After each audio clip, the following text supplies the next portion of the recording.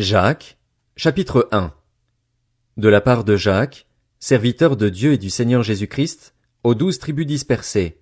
Salut. Mes frères et sœurs, considérez comme un sujet de joie complète les diverses épreuves auxquelles vous pouvez être exposés, sachant que la mise à l'épreuve de votre foi produit la persévérance. Mais il faut que la persévérance accomplisse parfaitement sa tâche afin que vous soyez parfaitement qualifiés, sans défaut, et qu'il ne vous manque rien. Si l'un de vous manque de sagesse, qu'il la demande à Dieu, qui donne à tous simplement et sans faire de reproche, et elle lui sera donnée. Mais qu'il la demande avec foi, sans douter, car celui qui doute ressemble aux vagues de la mer que le vent soulève et agite de tous côtés. Qu'un tel homme ne s'imagine pas qu'il recevra quelque chose du Seigneur, c'est un homme partagé, instable dans toute sa conduite. Que le frère de condition humble tire fierté de son élévation. Que le riche, au contraire, se montre fier de son abaissement, car il disparaîtra comme la fleur de l'herbe. Le soleil se lève avec son ardente chaleur, il dessèche l'herbe, sa fleur tombe et toute sa beauté s'évanouit. De même, le riche se flétrira dans ses entreprises.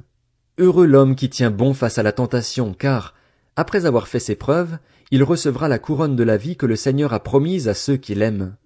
Que personne, lorsqu'il est tenté, ne dise « C'est Dieu qui me tente », car Dieu ne peut pas être tenté par le mal et il ne tente lui-même personne. Mais chacun est tenté quand il est attiré et entraîné par ses propres désirs. Puis le désir, lorsqu'il est encouragé, donne naissance au péché et le péché, parvenu à son plein développement, a pour fruit la mort. Ne vous y trompez pas, mes frères et sœurs bien-aimés. Tout bienfait et tout don parfait viennent d'en haut. Ils descendent du Père des Lumières, en qui il n'y a ni changement ni l'ombre d'une variation. Conformément à sa volonté, il nous a donné la vie par la parole de vérité afin que nous soyons en quelque sorte les premières de ses créatures. Ainsi donc, mes frères et sœurs bien-aimés, que chacun soit prompt à écouter, lent à parler, lent à se mettre en colère, car la colère de l'homme n'accomplit pas la justice de Dieu. C'est pourquoi, rejetez toute souillure et tout débordement dû à la méchanceté et accueillez avec douceur la parole qui a été plantée en vous et qui peut sauver votre âme. Mettez en pratique la parole et ne vous contentez pas de l'écouter en vous trompant vous-même par de faux raisonnements. En effet, si quelqu'un écoute la parole et ne la met pas en pratique, il ressemble à un homme qui regarde son visage dans un miroir et qui, après s'être observé, s'en va et oublie aussitôt comment il était. Mais celui qui a plongé les regards dans la loi parfaite, la loi de la liberté, et qui a persévéré, celui qui n'a pas oublié ce qu'il a entendu mais qui se met au travail, celui-là sera heureux dans son activité. Si quelqu'un parmi vous croit être religieux alors qu'il ne tient pas sa langue en bride mais trompe son propre cœur, sa religion est sans valeur. La religion pure et sans tache devant Dieu notre Père consiste à s'occuper des orphelins et des veuves dans leur détresse et à ne pas se laisser souiller par le monde. Jacques, chapitre 2. Mes frères et sœurs, que votre foi en notre glorieux Seigneur Jésus-Christ soit libre de tout favoritisme. Supposez en effet qu'entre dans votre assemblée un homme portant un anneau d'or et des habits somptueux, et qu'entre aussi un pauvre aux habits crasseux.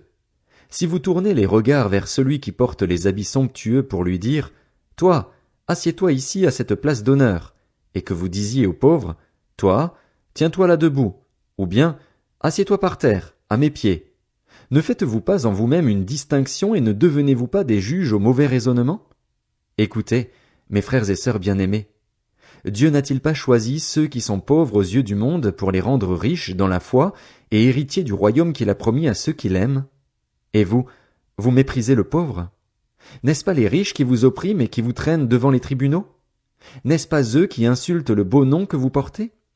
Si vous accomplissez la loi royale d'après l'Écriture, tu aimeras ton prochain comme toi-même, vous faites bien. Mais si vous faites du favoritisme, vous commettez un péché.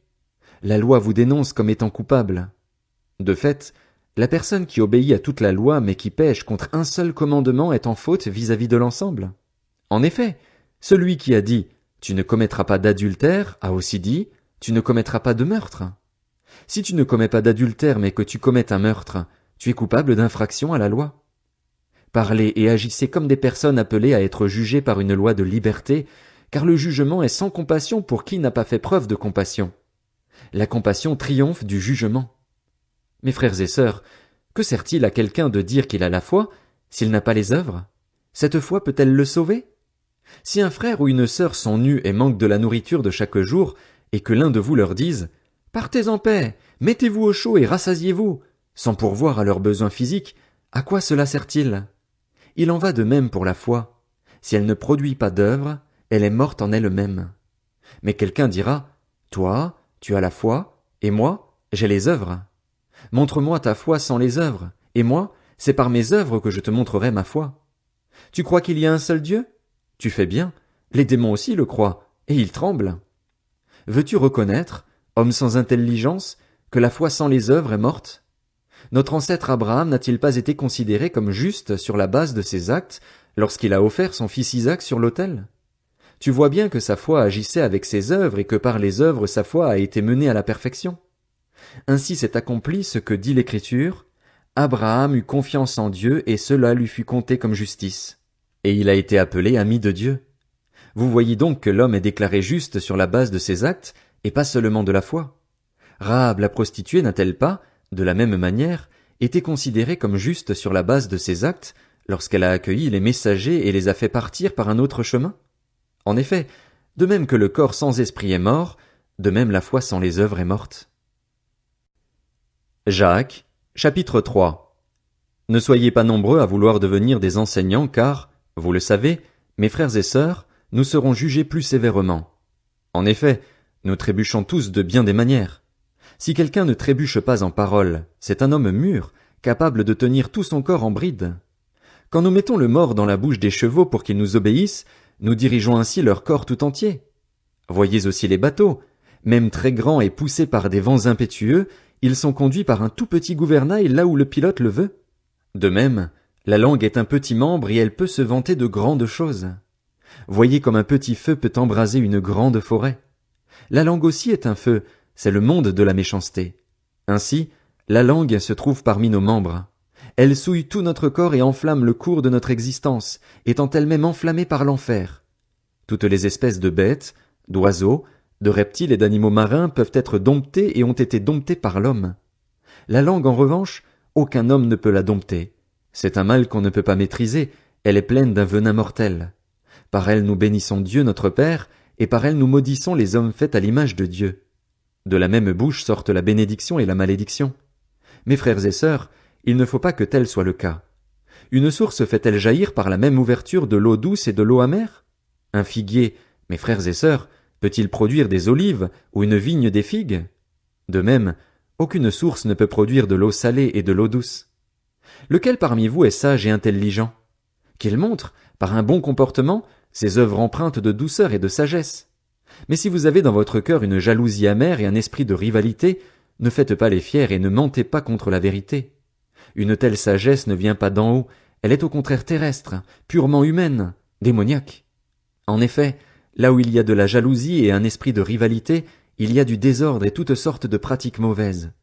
La sagesse d'en haut est tout d'abord pure, ensuite porteuse de paix, douce, conciliante, pleine de compassion et de bons fruits, elle est sans parti pris et sans hypocrisie. Le fruit de la justice est semé dans la paix par ceux qui travaillent à la paix.